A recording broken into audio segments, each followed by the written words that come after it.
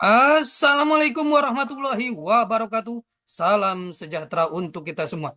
Apa kabarnya rekan-rekan mahasiswa, mahasiswi Universitas Dian Nusantara? Kita berjumpa kembali di mata kuliah Komunikasi Lintas Budaya di pertemuan yang ketiga. Tidak terasa kita sudah memasuki pertemuan yang ketiga. Mudah-mudahan Allah Subhanahu wa taala Tuhan Yang Maha Esa memberikan kita keberkahan kesehatan sehingga kita bisa menyelesaikan mata kuliah ini dengan sukses dan lancar. Rekan-rekan semuanya, sebelum kita memulai proses belajar mengajar ini, alangkah baiknya sama-sama kita berdoa agar proses belajar mengajar ini berjalan dengan sukses dan lancar. Berdoa menurut keyakinan dan kepercayaan masing-masing. Berdoa dimulai.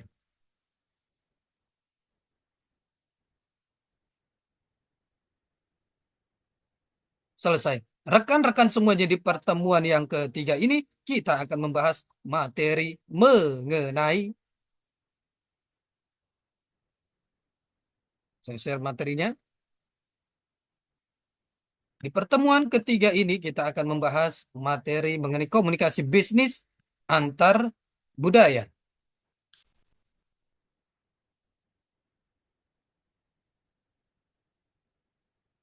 Komunikasi bisnis antar budaya.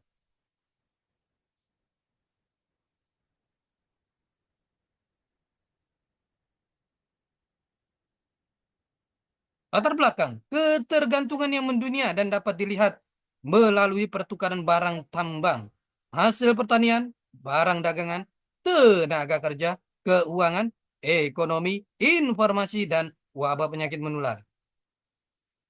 Komunikasi merupakan alat penting di dalam globalisasi. Apabila pelaku bisnis akan melakukan ekspansi bisnisnya ke daerah atau negara lain, maka pemahaman budaya di suatu daerah atau negara tersebut menjadi sangat penting.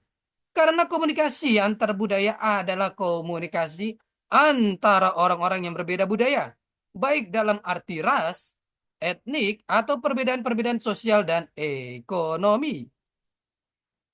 Prinsip komunikasi antar budaya, relativitas bahasa, bahasa cermin budaya, mengurangi ketidakpastian, kesadaran diri, dan perbedaan antar budaya, interaksi awal dan perbedaan antar budaya, memaksimalkan hasil interaksi.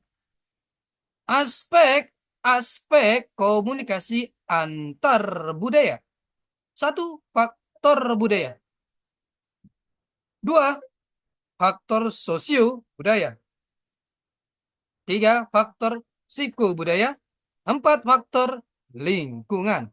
Nilai sosial, peran dan status, konsep jarak, pengambilan keputusan, konsep waktu, budaya konteks, bahasa tubuh, perilaku sosial, perilaku etis, budaya perusahaan. Bentuk-bentuk komunikasi bisnis antar budaya. Komunikasi personal, ada face to face, ada mediated communication. Komunikasi kelompok, ada kelompok kecil dan juga kelompok besar. Tujuan tujuan dari komunikasi bisnis antar budaya. Satu, memahami suatu budaya. Bagaimana kita diawali dengan paham dan memahami suatu budaya di daerah tertentu. Yang kedua, mengurangi hambatan-hambatan yang bisa mencegah lancarnya komunikasi. Ketiga, menghindari konflik-konflik yang tidak diperlukan, baik konflik dari dalam maupun konflik dari luar, internal dan juga eksternal. Empat, mengasah kepekaan terhadap situasi kondisi komunikasi.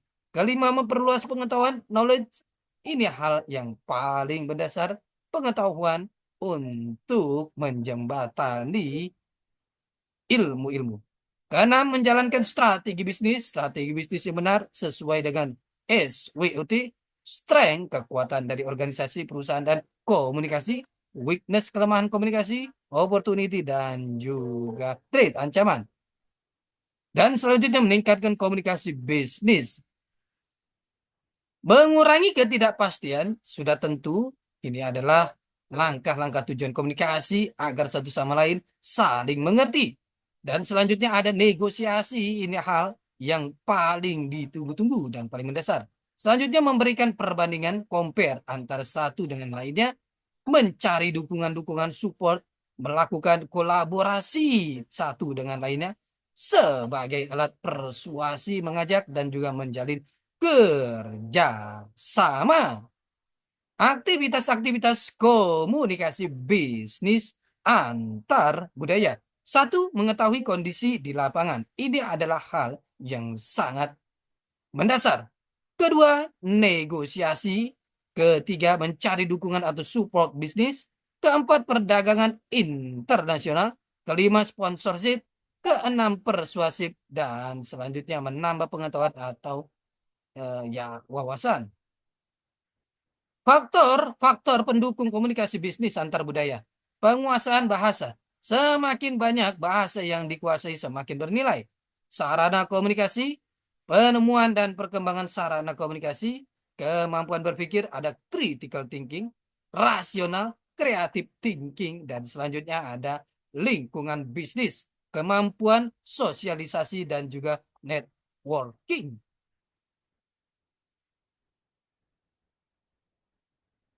Bentuk-bentuk komunikasi bisnis antar budaya. Di sini ada komunikasi personal, face to face, artinya bertemu langsung antara satu dengan lainnya. Dan juga ada mediated komunikasi. Selanjutnya ada komunikasi kelompok, ada kelompok-kelompok kecil. Ini terdiri dari sedikit kumpulan orang-orang yang ada di dalam kelompok komunikasi tersebut. Dan juga ada kelompok besar. Ini tentunya orang-orang yang ada di dalamnya berjumlah sangat banyak. Aspek komunikasi antar budaya. Yang pertama, faktor budaya atau culture. Ini adalah hal yang sangat mendasar. Budaya satu dengan lainnya berbeda-beda. Namun, perbedaan-perbedaan itu tidak menjadi perpecahan, justru menjadi persatuan. Yang kedua, faktor sosio budaya adalah faktor-faktor turunan dari budaya. Faktor psiko budaya, psikologis budaya, dan faktor-faktor lingkungan. Adapun nilai-nilai yang terkandung di dalamnya ada nilai sosial, bagaimana bersosialisasi dan berbagi sharing antara satu sama lainnya. Ada pengambilan keputusan, decision making, bagaimana mengambil keputusan yang baik dan benar di tengah komunikasi tertentu. Ada bahasa tubuh yang bisa dilakukan untuk alat komunikasi. Ada peran dan status. Ada konsep-konsep waktu atau time management. Ada perilaku-perilaku sosial. Ada konsep-konsep jarak. Dan juga budaya konteks. Dan juga perilaku-perilaku etis. Dan ada budaya perusahaan atau corporate culture. Itu adalah aspek komunikasi antar budaya. Bentuk komunikasi bisnis antar budaya ada komunikasi personal dan juga komunikasi kelompok.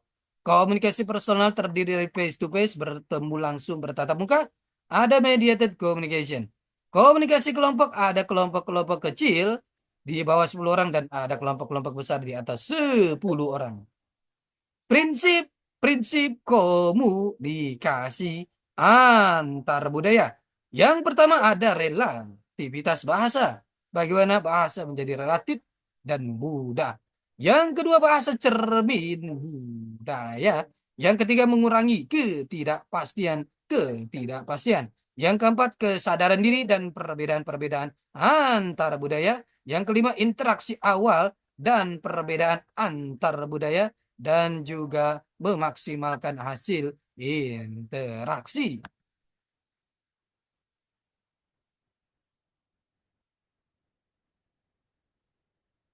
Tujuan komunikasi bisnis antar budaya, memahami suatu budaya, mengurangi hambatan-hambatan yang bisa memperlambat komunikasi antar satu dengan lainnya, menghindari konflik baik dari dalam internal maupun dari luar eksternal, mengasah kepekaan, kepedulian, memperluas pengetahuan, knowledge, menjalankan strategi-strategi bisnis yang baik dan benar sesuai dengan nilai-nilai integritas, kejujuran, meningkatkan komunikasi bisnis, mengurangi ketidakpastian, negosiasi, memberikan perbandingan, mencari dukungan, melakukan kolaborasi sebagai alat persuasi dan juga menjalin kerja sama.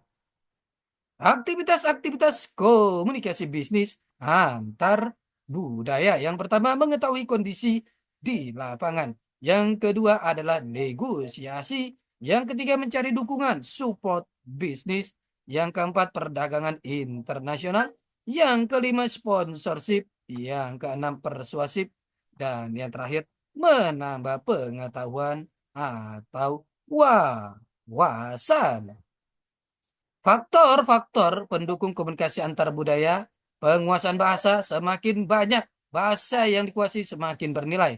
Sarana komunikasi, penemuan dan perkembangan sarana komunikasi, kemampuan berpikir, critical thinking, rasional, creative thinking, lingkungan bisnis, kemampuan sosialisasi dan networking. Ini adalah faktor pendukung komunikasi bisnis antar budaya. Ada faktor penguasaan bahasa, ada faktor sarana komunikasi, ada faktor kemampuan berpikir, dan juga ada faktor-faktor lingkungan bisnis. Simpulan, perbedaan budaya dapat ditujukan dalam nilai-nilai sosial, ide status, kebiasaan pengambilan keputusan, sikap terhadap waktu, pengaturan jarak bicara, konteks budaya, bahasa tubuh, adat istiadat, perilaku hukum, dan etika. Pebisnis perlu memiliki pikiran yang terbuka dan mau belajar, dan hal ini akan mendorong setiap pebisnis yang ingin melakukan ekspansi usaha untuk berhubungan dengan dunia luar, di mana mereka tentu saja akan dihadapkan dengan komunikasi antar budaya. Pengembangan keterampilan komunikasi antar budaya menjadi semakin penting mengingat kecenderungan dunia bisnis yang semakin kompetitif. Rekan-rekan semuanya, ini adalah pertemuan kita yang ketiga. Kita akan berjumpa di pertemuan-pertemuan selanjutnya. Tetap semangat belajar untuk mencapai kesuksesan. Salam sehat selalu. Assalamualaikum warahmatullahi wabarakatuh.